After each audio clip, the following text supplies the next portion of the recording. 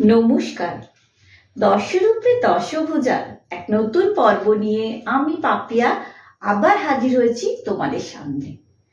তারপরে বলো বন্ধুরা, ঠান্ডায় কেমন আছো? প্রচন্ড ঠান্ডা পড়েছে ভাই, আমাদের এখানে তো প্রচন্ড ঠান্ডা। এবং এখন তো বলছে ঠান্ডা আরো বেশ কদিন থাকবে এবং আরো ঠান্ডা পড়বে কাল থেকে নাকি। তো প্রচন্ড ঠান্ডা সত্যি। আর আমি প্রায় জুবুথুবুই হয়ে গেছি, কারণ আমি তো বলি আমার সাইনাস টনসিল এসব আছে, খুব কষ্ট হচ্ছে ঠান্ডাতে। তো তাও চলে এলাম, আমি একটা হেসেলের পর্ব নিয়েই চলে এলাম তোমাদের সামনে। দেখো, যত কড়া শীত পড়বে না, তত বন্ধু বান্ধব বা আত্মীয় স্বজন বাড়িতে এলে, বা আত্মীয় স্বজন আসারও দরকার নেই, যদি ফ্যামিলির লোকেরা নিজেরাই ঘরে থাকে ছুটির দিনে বা এমনি সময় সন্ধেবেলায়, ঠান্ডাটা তো জমিয়ে পড়েছে, তাহলে কফি বা চায়ের সাথে গরমা গরম স্ন্যাক্স যদি খাওয়া যায়, দারুণ জমে যাবে আড্ডাটা। বা ফ্যামিলি আড্ডা যেটা, বা ফ্যামিলির মধ্যে মজা, সেটাও কিন্তু খুব জমে যাবে। তো চলো, সেরকমই একটা সহজ আর খুব সহজেই বানানো যায় এবং খেতে খুবই টেস্টি এরকম একটা স্ন্যাক্স তোমাদের দেখাচ্ছি। চলো দেখাই কি লাগছে। এই দেখো, এর জন্য লাগছে ফুলকপি। এখানে একটা মাঝারি সাইজের ফুলকপি নিয়েছি, এরকম ছোট ছোট টুকরো, একদম ছোট না, মানে এরকম সাইজের টুকরো করে নিয়েছি। ডাঁটিটা না বাদ দিয়ে দিই, নাহলে অতটা ভালো লাগবে না ওটা। দিয়ে গরম জলে নুন দিয়ে এটা মিনিট 4-5 ফুটিয়ে নিয়েছি। ফুটিয়ে নিয়ে সাথে সাথে জলটাকে ঝরিয়ে নিয়েছি, মানে ও রেখে দিয়ে নি ওর মধ্যে। তাহলে কি হবে, এটা নরম হয়ে যেতে পারে কপিটা, সেটা যাতে না হয়। এটা 80%-এর মতো সেদ্ধ হয়েছে, আর বাকি 20% কিন্তু বাকি আছে এটা এখনও। আচ্ছা, এরপরে লাগছে কর্নফ্লাওয়ার। এখানে দেখো কর্নফ্লাওয়ার নিয়েছি 1 বাটি, 1.25 বাটির মতো।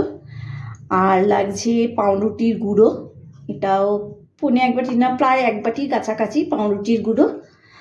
আর লাগছে গোবিন্দভোগ চালের গুঁড়ো, এটা আমি মেশাবো এর মধ্যে যাতে টেস্টি বেশি হয়। আর লাগছে চাট মশলা, এখানে ধরো 1.5 চামচের মতো চাট মশলা রয়েছে। এখানে 2 চামচের মতো অরিগ্যানো রয়েছে।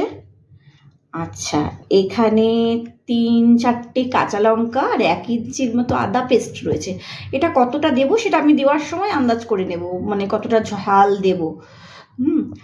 আর এটা হচ্ছে জিরে গুঁড়োটাকে আমি একটু শুকনো কড়ায় নেড়ে নিয়েছি, এখানে 2 চামচের মতো জিরে গুঁড়ো রয়েছে। আর লাগছে দেখো চিনি আর নুন, স্বাদের জন্য এগুলো তো লাগবে। এটা হচ্ছে গোলমরিচ গুঁড়ো, এটা হচ্ছে শাহি গরম মশলা, আর এটাকে ভাজবো আমি সানফ্লাওয়ার অয়েলে। চলো এবার তোমাদের দেখাই। আচ্ছা, প্রথমে দেখো কর্নফ্লাওয়ারটা এর মধ্যে নিয়ে নিলাম ঢেলে।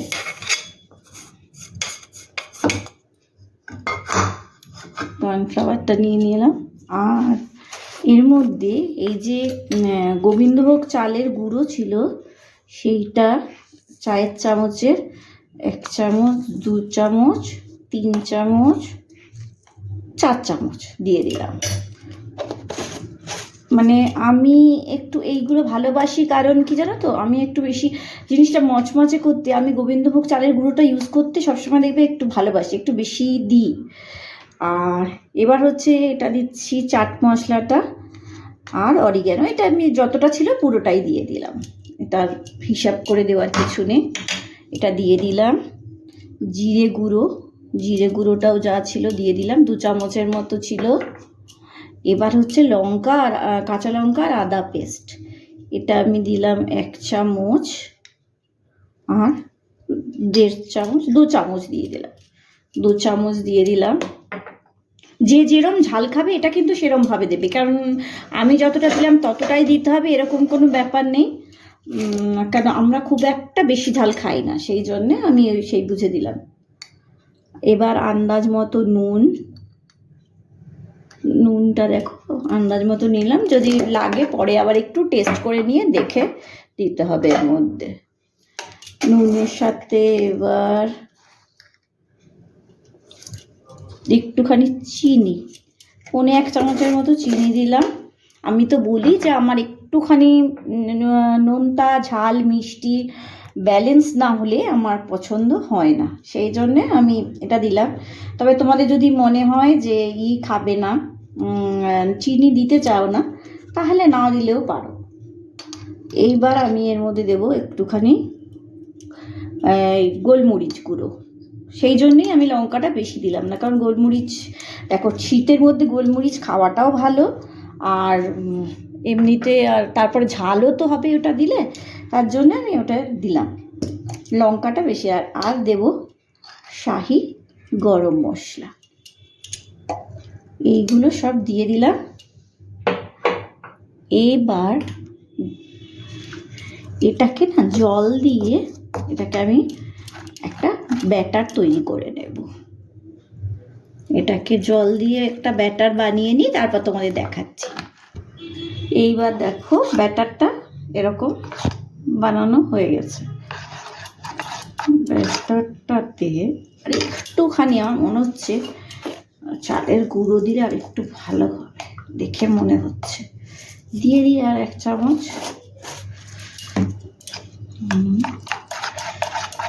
ব্যাস, এইবার কি করবো জানো তো, এই ফুলকপিটাকে যদি একটা একটা করে করি তাতে তো মানে অনেক টাইম লাগবে, আমি ওসব করছি না। আমি এটাকে পুরোটাই এর মধ্যে দিয়ে দিচ্ছি, যাতে আমাদের কম খাটনিতে হয়ে যায়।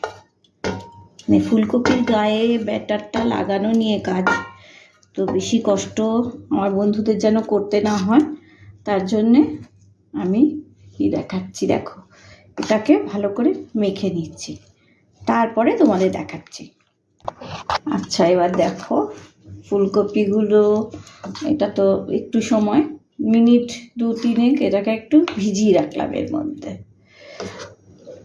এইবার তোমরা ইচ্ছা করলে, এটাকে আমি তোমাদের দেখাবো বলে এই করছি, তোমরা ইচ্ছা করলে এটাকে আরও কিছুক্ষণ ভিজিয়ে রাখতে পারো, তাহলে কি হবে, মশলাগুলো ভালো করে ঢুকে যাবে। এইবার দেখো, এই যে ফুলকপিগুলো ছিল, এইগুলোকে এখানে এই যে পাউরুটির গুঁড়ো আছে না, এটার মধ্যে কোট করে নেব ভালো করে, যাতে বাইরেটা মচমচে হয়। এবার গ্যাসটা একটু কমিয়ে নিলাম। দেখো এক এক করে দিচ্ছি।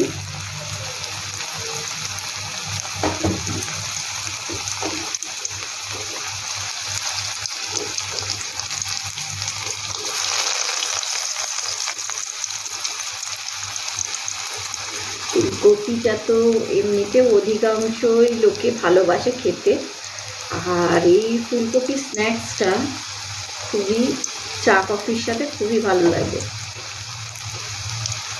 এটা হচ্ছে ফুলকপি পপকর্ন।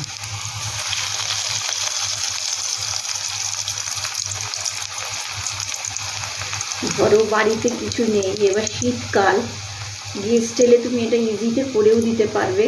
ফুলকপি আর বাঁধাকপি তো আমাদের এই সময়, গাজর বিট এগুলো থাকেই, কোনো প্রবলেম নেই। তাই এটা তোমাদের শেখাচ্ছি। দেখো, খুবই ইজি এবং ভালো জিনিস। আর আমি না খুব চিন্তা করে করে তোমাদের জন্য রেসিপি আনি, যাতে যেটা তোমাদের শেখালে তোমাদের ভালোও লাগবে, এবং করে যেটা তুমি খাওয়ালে প্রশংসাও পাবে, আর নতুনত্ব থাকবে রেসিপিতে। চলো, এবার কিছুটা দিলাম, এরপরে দেখাচ্ছি, একটু হোক ভাজা। এই দেখো, এগুলো হচ্ছে ভাজা, তবে এগুলো না আঁচটাকে কমিয়ে একটু উল্টে পাল্টে ভাজতে হবে, যাতে ভালো করে বাইরেটাও মচমচে হয়, ভেতরটাও যাতে ভাজা হয়। কারণ আমি বলেছি এটা 80% ভাজা, মানে সেদ্ধ হয়েছে, 20% কিন্তু বাকি আছে, যেটা আমাদের ভেজে এটাকে ঠিক করতে হবে, সেটা খেয়াল রাখবে। অবশ্য যারা ধরো রেগুলার রান্না করো তারা এটা তো বুঝতেই পারবে। আর এটা আমি বলছি নতুনদের জন্যে। আমি চাই সবাই, আমার ইউটিউবের যারা বন্ধু আছে, পুরনো নতুন রাঁধুনি যাই হোক না কেন, সবাই যেন ঠিক করে বুঝতে পারে এবং ভালোভাবে এই সুন্দর আইটেমগুলো রান্না করতে পারে। এই দেখো, বানানো হয়ে গেছে ফুলকপির পপকর্ন এটা, আর দেখেই বুঝতে পারছো মচমচে হয়েছে বেশ। এগুলো এবার সস দিয়ে আর নিয়ে, আর সাথে কফি বা চা নিয়ে, উফ, এই জমানো ঠান্ডায় আড্ডাটা যা জমবে না, বলে বোঝাতে পারছি না। তাহলে বানিয়ে নিও, সত্যি এটা খেতে ভীষণ টেস্টি হয়। আর এটা স্ন্যাক্স হিসেবে দেখালাম, তবে তোমরা এটা ধরো শীতকালে খিচুড়ির সাথেও এই জিনিসটাকে খেতে পারো, খুবই ভালো লাগে খেতে। তো বানিয়ে দেখো, নিশ্চিত ভালো লাগবে। তোমরা ভাবতে পারো যে ফুলকপি ভাজা, তো ফুলকপি ভাজার টেস্ট আলাদা। এটাতে যেহেতু অরিগ্যানো পড়েছে এবং এটা আমি আজকে নিরামিষের দিনে বানাচ্ছি বলে এটাতে কোনো মিট মশলা বা ম্যাগি মশলা দিলাম না। একটু যদি মিট মশলা বা ম্যাগি মশলা দেওয়া যায়, অরিগ্যানো পড়েছে তার সাথে, এবং দরকার হলে আর একটু ঝালের জন্য চিলি ফ্লেক্সও দিতে পারো। এটার টেস্টটা পুরো আলাদা এবং খুব চটপটা, খুব সুন্দর। তারপর চাট মশলা পড়েছে ধরো, খুব সুন্দর খেতে। তাহলে বানিয়ে দেখো, এরকম একটা সুন্দর স্ন্যাক্স তোমাদের শেখালাম, আশা করি তোমাদের পছন্দ হবে। আর বন্ধুরা, আমি তোমাদের জন্য কিন্তু ভেবে ভেবে সত্যি ভীষণ খুঁজে খুঁজে রেসিপি নিয়ে বার করি, বা নিজেও এক্সপেরিমেন্ট করিনি আগে, দেখি যে ভালো হচ্ছে তাহলে তোমাদেরকে সেটা দেখাই। কারণ আমি চাই আমার বন্ধুরা, বলি না সবসময় তোমরা আমার কাছে খুব স্পেশাল, তাই আমি চাই আমার বন্ধুরা যখন স্পেশাল, তাদের জন্য আমি যে কোনো রেসিপি আনি, যে কোনো শাড়ির হিস্ট্রি আনি, যাই আনি, সেটা যেন স্পেশাল হয়।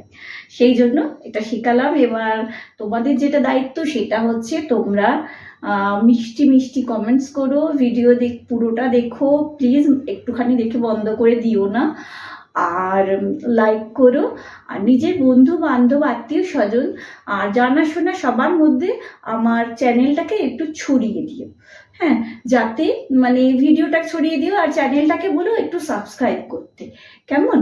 ভালো থেকো। আর শীত তো প্রচণ্ড, শীতে খুব এনজয় করো, তবে হ্যাঁ অবশ্যই প্রোটেকশন নিয়ে, ঠান্ডা লাগিও না। ঠিক আছে, আজ আসি।